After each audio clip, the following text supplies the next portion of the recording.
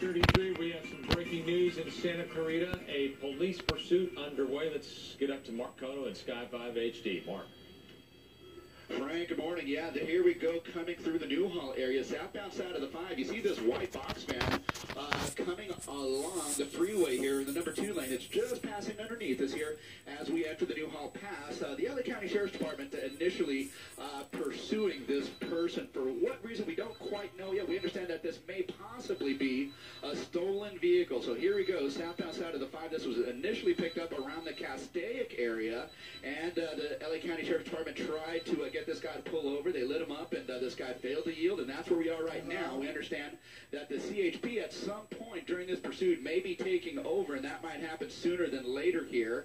For the moment, there are LA County Sheriff's Department units as well as CHP units in this pursuit here. Southbound side of the 5, just coming out of the Newhall Pass here. He is in the HOV lane, approaching the 210 freeway. Again, one driver, one person in this vehicle, we believe to be a male at this point, possibly wanted for a stolen vehicle violation here. Now, the LA County Sheriff's Department, again, is in pursuit. They are backing off just a little bit here. I do have at least 3 to 4 units of the LA County Sheriff's Department as well as the CHP who are following this guy at some distance now. In terms of traffic, you see that it's fairly light at this point. There's the intersection of the junction of the 210 freeway coming up. It looks like this guy is going to be opting to stay along the southbound side of the 5 freeway in that number 1 lane. But again, one person who is in this box van here, believed to be a stolen vehicle, southbound side of the 5. This was initially picked up out of Castaic as he moves in towards the Sylmar area. Now, we were talking about traffic, just referencing that. Traffic is fairly light at this point, and you know, for this early morning hour here, we're talking about 9:35 in the morning. He's just crossing under the 210 freeway here, and there he goes into Sylmar proper, and he'll be heading shoulders to avoid some of the slower traffic. Whether or not he will be able to do so here, look at that. Okay, so he's making a pretty aggressive maneuver off to the right. He's coming up on another box truck a little bit larger. He's coming up on a trash truck there. Again, southbound side of the 5. He's just crossing over the 10 freeway transition right there, and he is in some heavy traffic here, and he is going to be in heavy traffic for at least the next half a mile here. So let's see how he kind of maneuvers his way through. Oh my gosh. Okay, so he is off the freeway. He is off the freeway. He is in the Gore Point.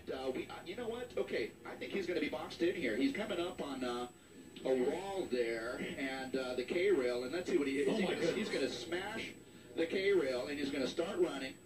My gosh. Okay, so he is taken to foot here, and we'll see if we can spot him. There he is.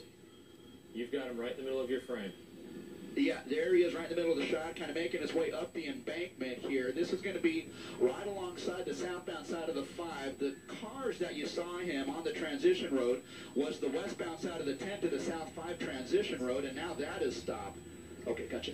And they are now going to be pursuing this guy on foot, so hopefully they will be able to catch up to this guy here. He is on the street. He is on the sidewalk. He's making his way up this neighborhood street here, and I can tell you that the CHP as well as the LA County Sheriff's Department, they are overhead, and they are watching this guy's position here. So now he is actually making it easier for the cops to catch up to him because he is now sitting down behind that Jeep Cherokee here. So we'll see what happens over the course of the next couple of minutes. Go ahead, Frank. I think he's trying to blend in, if you will. Right, blend in, pretend like he's not the suspect that was running. He took his hat off, but I believe an officer has just come up on him because he is putting his...